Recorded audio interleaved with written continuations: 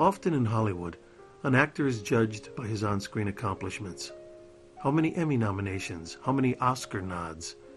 In the case of Gary Sinise, there is an entirely different list of accomplishments. Gary has been a working actor for nearly 30 years, and during that time he has given us some memorable characters. He's played everything from a president in Truman to an astronaut in Apollo 13, a crooked cop in Ransom, and currently a good cop on CSI New York. When you work on a hit TV show, your hiatus time is valuable time. It's when you go on vacation, visit your family, or just sit by the pool and relax. What does Gary Sinise do on his hiatus? He puts on a flak jacket and a helmet, and with his rock and roll band, jumps on the first available military transport and makes a 24-hour flight to Baghdad.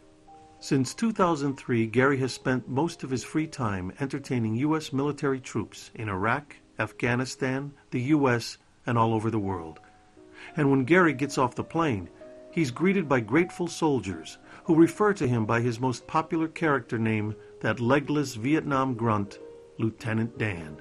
His goal has always been to lift the soldiers' spirits, get their minds on a little fun, and give them a taste of home. During and after Operation Iraqi Freedom, American soldiers passing through Iraqi villages were horrified at the squalor of Iraqi schools.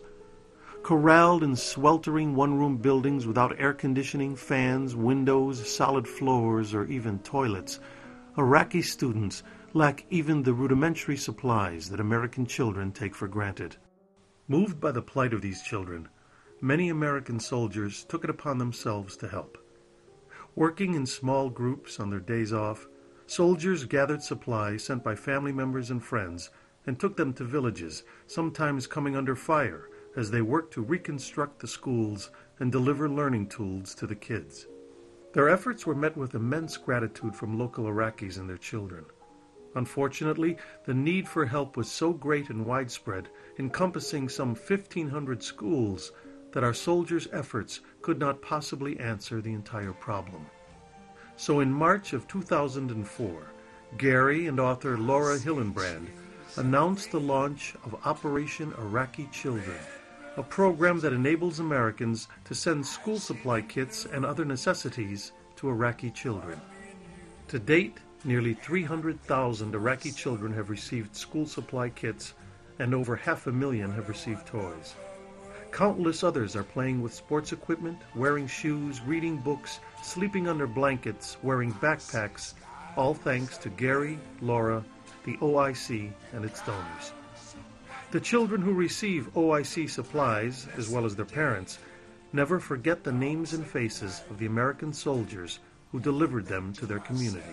Today they serve not only Iraq's children, but children in other nations where American troops serve, such as Afghanistan and Djibouti, Africa, as well as the needs of children right here in the United States. Hurricane Katrina devastated the southern half of Louisiana, parts of Mississippi, and Alabama. Once again, the OIC came to the rescue, providing thousands of school kits and supplies to these distraught areas. If all that weren't enough, in Gary's spare time he visits hospitalized troops, travels the country on weekends, performing for our U.S.-based servicemen and women, works to get a national memorial built to honor all our disabled veterans, and is always there with me every year at the National Memorial Day concert in Washington, D.C., as my co-host. He's a loving husband and father, a magnificent humanitarian, and I'm grateful to call him my friend. I'm Joe Mantegna, and I'm proud to present the 2007 God of Fire Man of the Year Award to Gary Sinise. What a wonderful